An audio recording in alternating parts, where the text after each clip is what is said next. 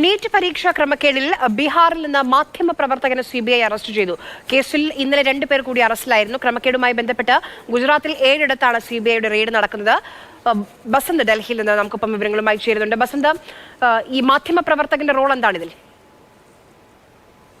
ആര്യ, ഇന്നാണ് CBI ഈ മാധ്യമ പ്രവർത്തകനെ അറസ്റ്റ് ചെയ്ത്. കഴിഞ്ഞ ദിവസം ഹസാരിബാഗിലുള്ള ബീഹാറിലെ ഹസാരിബാഗിലെ OIC സ്കൂളിന്റെ ഉടമസ്ഥനെയും പ്രിൻസിപ്പളിനെയും അറസ്റ്റ് ചെയ്തിരുന്നു. ഇതിന്റെ പിന്നാലെയാണ് ഇപ്പോൾ ഒരു മാധ്യമ പ്രവർത്തകരായ ജമാലുദ്ദീനെ CBI കസ്റ്റഡിയിലെടുത്തിരിക്കുന്നത്.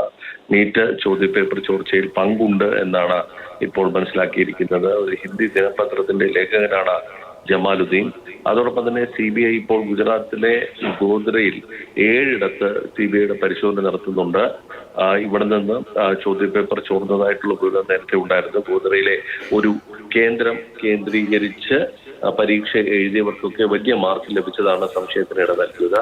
ഇപ്പോൾ അതിന്റെ ചുവട് പിടിച്ചിട്ടാണ് CBI അന്വേഷണം ഗുജറാത്തിലെ 7 ഇടത്ത് നടക്കുന്നത്. ഈ മാധ്യമ പ്രവർത്തകന്റെ റോളിനെ കുറിച്ച് അല്ലെങ്കിൽ പങ്കിനെ കുറിച്ച് കൂടുതൽ വിശദീകരണം അല്ലെങ്കിൽ ചോദ്യം ചെയ്യൽ ഇപ്പോൾ നടന്നുകൊണ്ടിരിക്കുകയാണ്. ശരി.